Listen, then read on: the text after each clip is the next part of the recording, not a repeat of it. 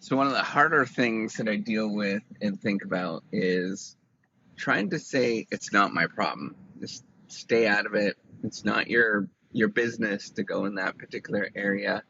And that's a really hard thing for me to do. But I think I could do that locally.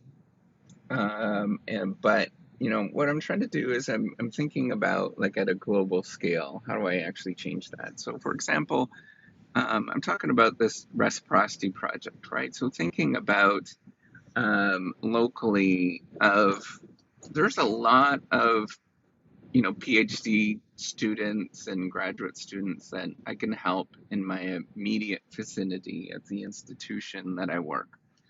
Um, and I often feel for them. I do. But then I have to say it's not my problem. They have to be the ones that are willing to reach out and change who they actually are and what they're doing. So I struggle with that. I really do, because I'm sympathetic, or I guess not sympathetic. I'm empathetic, and I tend to maybe reach out and do more things than I probably should.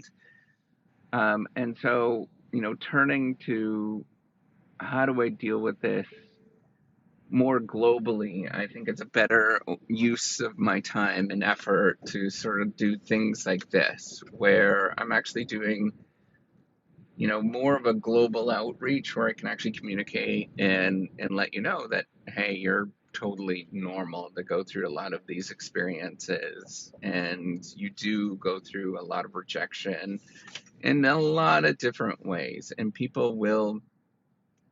Rejection comes in all sorts of different ways, right? And that's where you have to come to the conclusion that you have to just simply say, it's not my problem. I need to stay out of this thing and not intervene.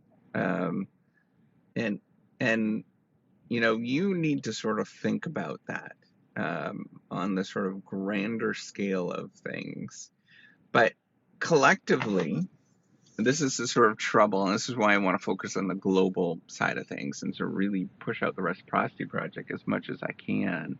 Is because collectively, everybody else is saying the exact same at the local level. They're all saying at the local level, it's not my problem, let me stay out of this. And people are far more better at doing that, than I am. I am very much too empathetic, and I want to help, right? Like that's who I am. I won the citizenship award when I was in grade 7.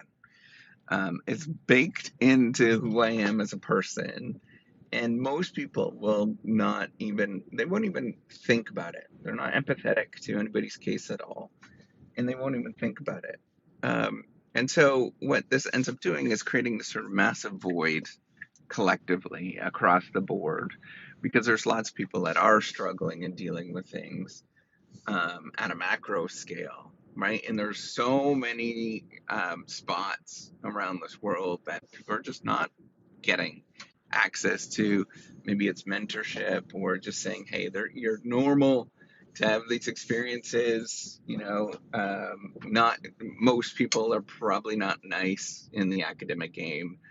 Um, and I'm saying most, I'm saying the vast majority of the people are not really nice, and they're not going to care about what you do because they're all thinking about themselves, right? And if that's the case, we have this giant, it's a tragedy of the commons, is essentially what it is at the mass scale. So I don't know if you've ever heard of this term, but Emily Oyster, she ended up winning the Nobel Prize on it because it's such a really great idea that collectively we're all self-interested. But then when in the sort of areas where, there's no property rights and we're not thinking about sort of individuals because we're sort of very much self-interested, we're going to deplete um, or take advantage of public resources. It's exactly what happens, right? And so that we have this big, what's called a market failure. And I truly believe that there's a market failure in the academic market, that there's a large mismatch. There's lots of people that are lonely. There's lots of people that have really negative, poor feelings, and the emotions are very extreme. And how do we walk people through this? It's not my problem to deal with somebody at the local scale, at the local level. They have to be the ones to actually reach out and do something. But at the global scale, at the sort of larger scale, where I know that there is a systematic problem, I could reach out to you, and I could be part of your life. And I think that's the way that I'm going to treat this, is to know that, hey, you know what? You matter, and you're a good person, and you need to be reminded of that every single day. All right, take care, and have a wonderful day.